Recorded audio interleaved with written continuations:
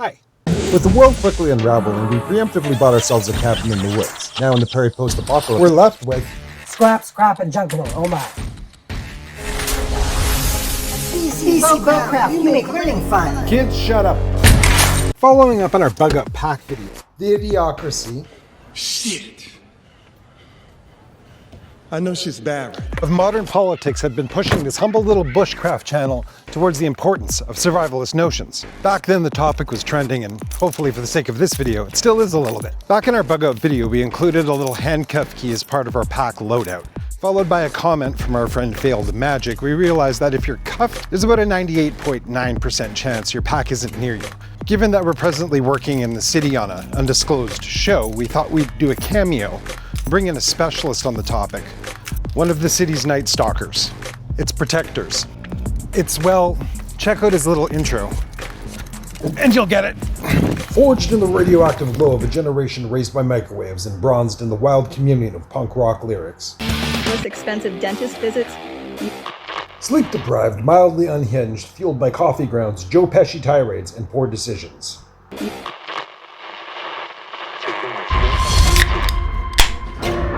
Welcome to the Thanks for the kind intro sounds. What we'll be talking about tonight is what to do if and when you happen to be taken. Despite how soothing that is, I'm gonna try another voice model. Hi, this is my voice tone. Hi, this is my voice tone. Should you ever find yourself in this most unideal situations, should you happen to have one of these guys covertly blended in with another one of your bracelets, you made a wise purchase.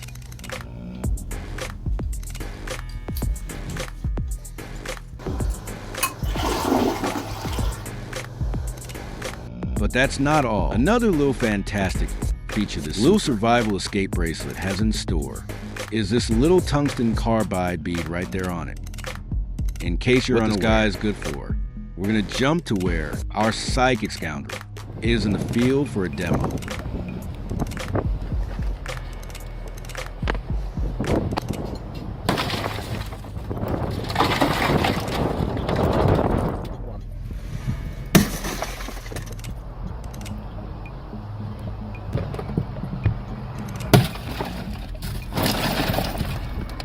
Meanwhile, back at the cabin. Big thanks to Hero and Scoundrel for a heads up on the bracelet. Now, if you want to make one of these at home, it's not too hard. You're going to need your hard iced tea, a couple of sets of pliers, some shock cord, a nosy dog, and specifically, a Bic lighter. Why Bic, you ask?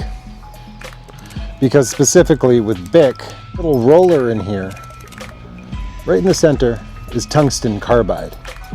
For a bit later of a purpose, which you'll see, you're going to want to keep this all tight because there's a spring under there that pushes the little flint or ferrocerium rod up against that roller in order to cause spark. In the end, you're left with that roller and a little piece of flint. Now with the newer Bic lighters, you'll notice a little axle between the two, which is solid from one side. Going on this side, you'll want to grab that axle. There's a little cotter pin in there you're going to want to break. So grabbing the axle, going to the farther extruding side of the roller, and just twist. And just bust that axle up. Now you're going to take the other pliers to the other side of the roller. Just give it some twists. I'm trying to separate these two side rollers from the center roller. In the end, you're left with that roller and a little piece of flint. We'll show you what that flint's for a little later.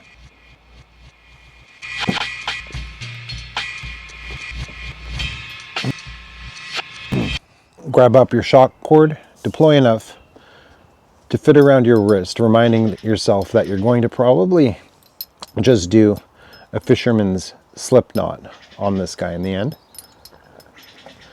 Grab your knife. Watch your dog's nose. Oh yeah.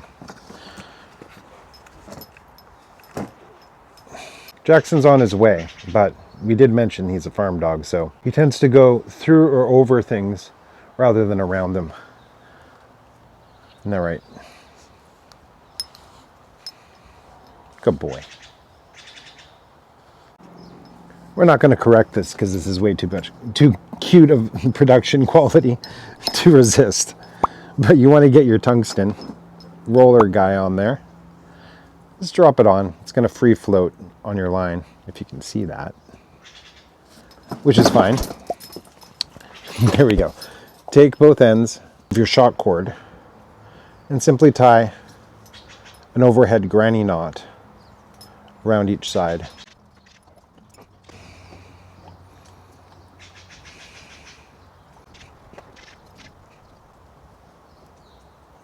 Now you can lengthen it or make it smaller.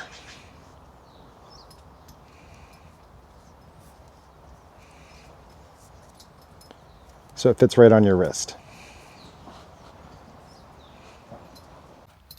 We'll test this out on a bottle from our previous adventure.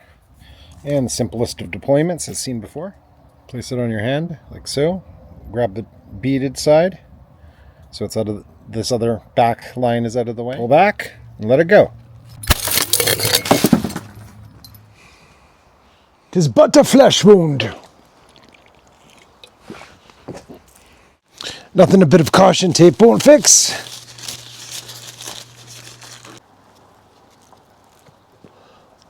Isn't that right, boys?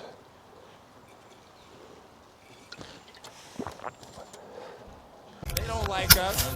They don't like us. They ain't gotta like us. Take your flint, you got your spring, and twist it up in the end of that spring. So it ends up bound up a little like this. Make sure you have a spare lighter.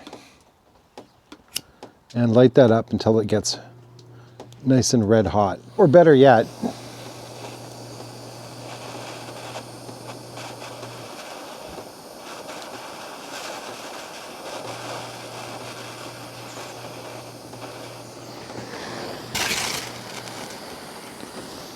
flint bomb.